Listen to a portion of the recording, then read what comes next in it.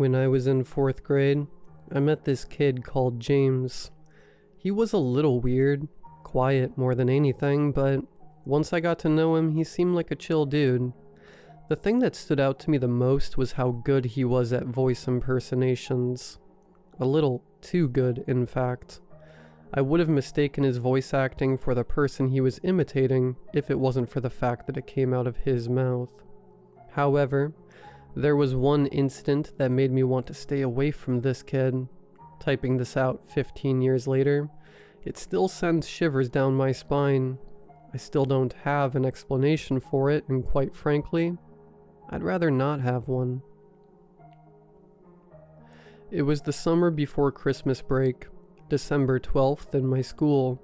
As usual, we would go out to have snowball fights and go downhill with a sled. You know, normal kid stuff. As I was collecting snow, I got a call from a distance. "Hey, Thomas, time to go home. Let's go." It sounded exactly like my mom, but when I turned around, I saw James, giggling while hiding behind a mountain of snow. That was strange.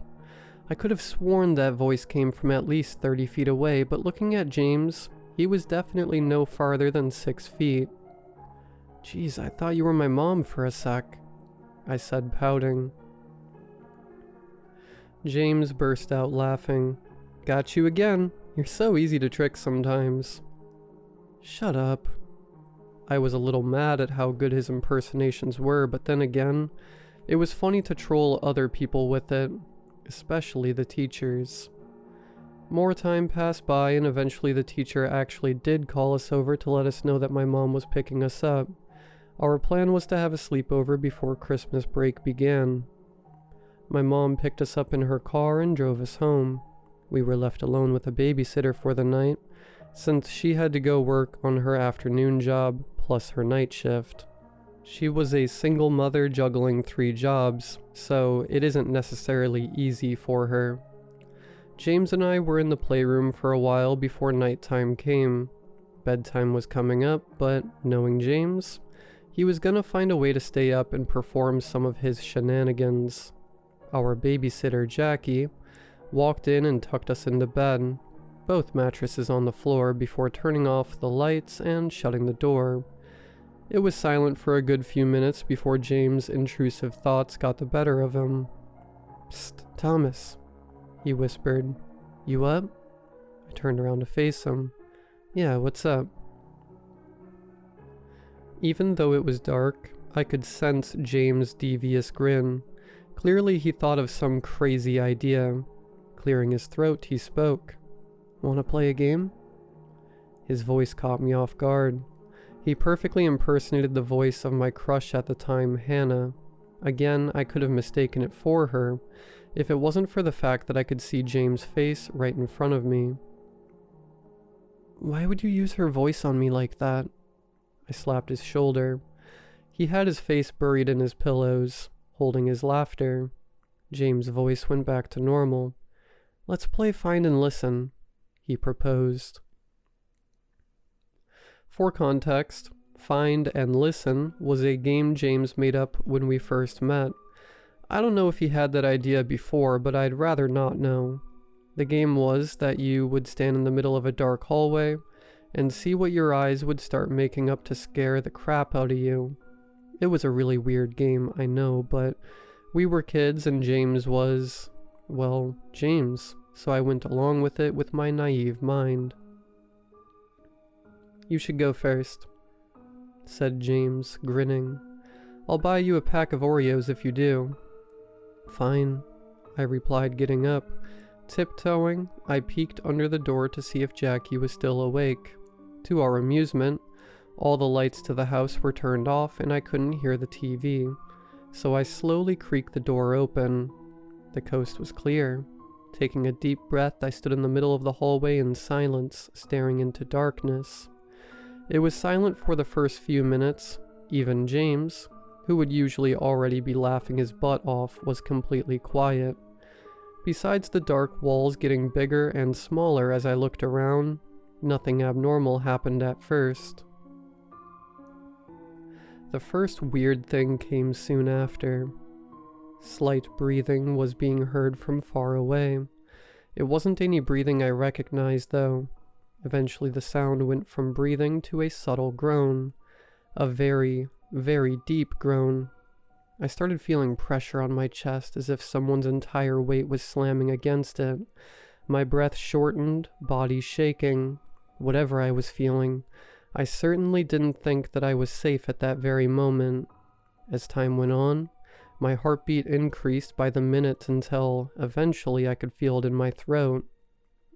James, are you still there? I'm scared. I whimpered, my body shaking even more in discomfort. He didn't respond, but I knew he was there because I saw his silhouette still laying down on the bed, sitting crisscrossed. I then felt something brush my shoulder. Jolting, I turned around to see nothing but the other side of the dark hallway. James? I said, trying to hold a lump of tears in my throat. Again, no response. No matter where I was turning around, I could feel a massive presence behind me, a pressure that I never felt before. I closed my eyes and curled into a ball. However, the pressure only got worse. James, can the game end now? I asked, a tear forming in my eye. This time I did get a response, but it wasn't James' voice. It was soft, a girl's voice. It had a slight echo to it. I thought you were having fun, it said. James, seriously stop, I said a bit louder. The pressure from behind me switched to right in front of me. I could feel something right in front of me, staring at me with an intense glare. Hot breath simmered across my cheeks. It smelt bad, horrific even. Come on, why don't we play together? Asked the same female voice again. A gentle hand ran its fingers across my shoulder. I tensed up my whole body, holding my breath. Even though I was used to James' impersonations, this presence felt different, paranormal.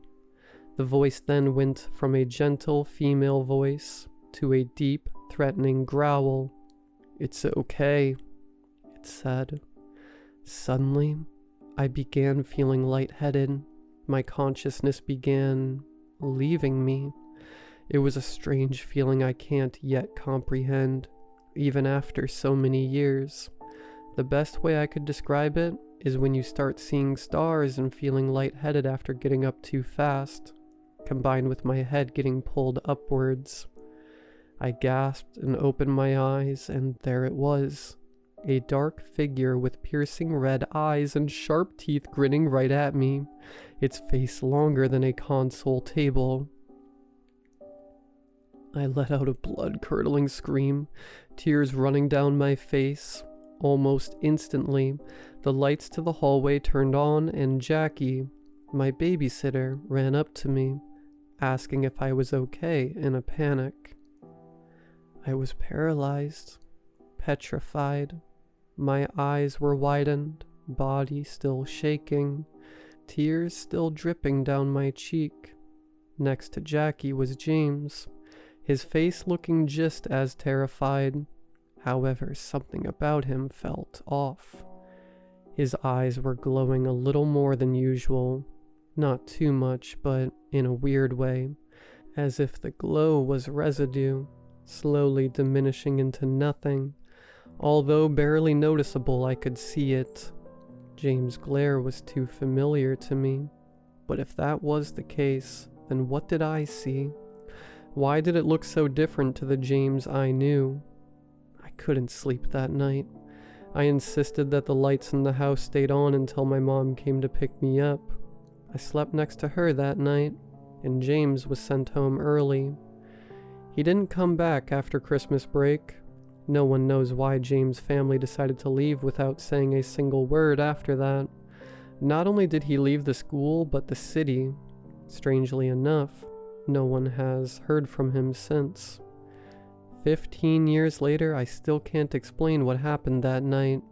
Like James' eyes glowing, his overly perfect voice impersonations, his strange personality, the eerie games that he liked to play. But one thing's for sure, I'd rather not have an answer to any of it.